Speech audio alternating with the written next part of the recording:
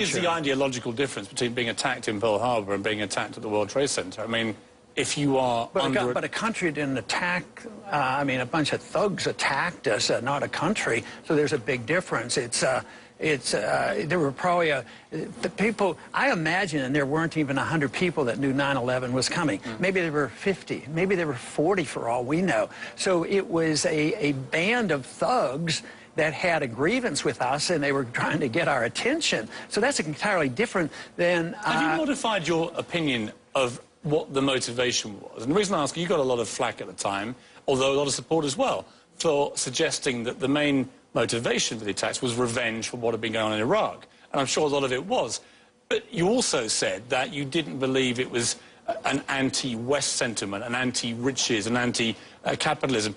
I'm not sure that's true, is it? I mean, it's certainly, if you were to interview the 9/11 attackers, I'm pretty damn sure they would also say, we are against Western values, we are against capitalism and so on. Wouldn't they? There's no evidence to that. If you read Robert Pape and Michael Schur, you'll find out they're pretty much the experts on the subject, and that's not their conclusion. But if you look at the 9/11 Commission, if you look at the DOD studies, if you look at the CIA, even if you look at what Paul Wolfowitz has said, you know, the great neocon, they've come to the conclusion that our presence in the Middle East was the most significant event on why they wanted to come here and kill us. And let's assume you become President Ron Paul. If Iran was to strike back at Israel, what would you do? Well, I'd go and look to the rules, and the rules are that if our national security is threatened, you explain it to the people, and then you go to the Congress and say, is our national security threatened to such a degree that we declare war against a particular country? If you believed that Iran had enough enriched uranium to genuinely launch a nuclear attack against Israel, would that knowledge alone mean that you would countenance military action? One thing that we should set aside is there's our CIA and the Mossad. Israel are not arguing that they have the case, and even Israel said, the leader of the Mossad said, even if they had a weapon, it's not an existential threat to them. So you wouldn't ever countenance any preemptive strike? No, not really. Why should we? That's aggression.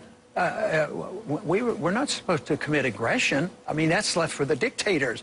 But, you know, we now don't do aggression, but what we do is preemptive war. But if you had got knowledge... Preemptive war is equivalent to that, and I think it's very dangerous. But they have already said, Ahmadinejad has made it quite clear he believes in wiping out Israel, if he got the chance. Okay.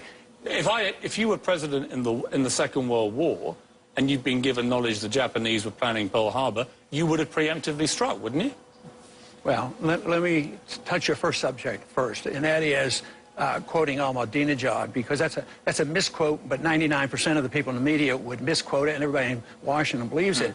What he actually said on the proper interpretation was that the regime in charge of Jerusalem should be removed from the pages of time.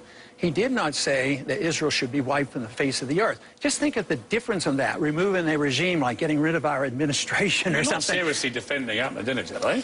I'm trying to defend honesty, and I'm trying to defend openness, and willing to stop a war. Just you see him as a threat? Please let me finish my sentence. Just like John Kennedy was able to talk to Khrushchev. If we can talk to Khrushchev and he had 30,000 missiles, why can't we talk to a country that doesn't have a nuclear missile? And they are not, according to the record, they're not on the verge of it either. The reason I'm pushing on this is a lot of Americans who, you know, may like you personally or whatever, but they think you're weak on this because of the preemptive issue.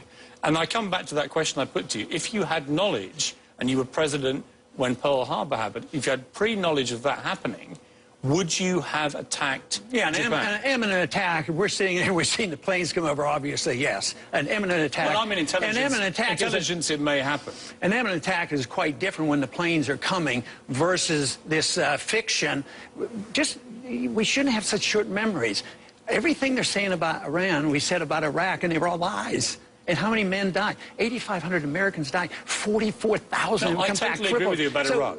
But it's the same principle. As a newspaper editor, deal with it in the principle. As a newspaper editor back in Britain, I opposed the war in Iraq vigorously and loudly for 2 years. You should oppose us going into Iran. I think Iran is a different situation. Why? Because I think that they would, if they could, consider attacking Israel. Well, and if you're America, You can't let that happen. And the Israelis are looking to America for leadership, aren't they? Why shouldn't they depend on the British? Why doesn't the British take care of them? They have a lot of influence up there. Let all the British kids go over there and die.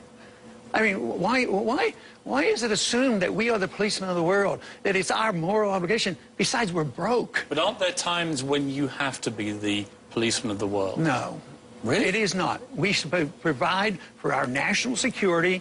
We do not have the authority. We do not have the money. And we don't have the moral authority to do this because it leads to trouble. Let's take a break, come back and talk social issues. I want to talk to you about marriage, gay marriage, abortion. See what you really think.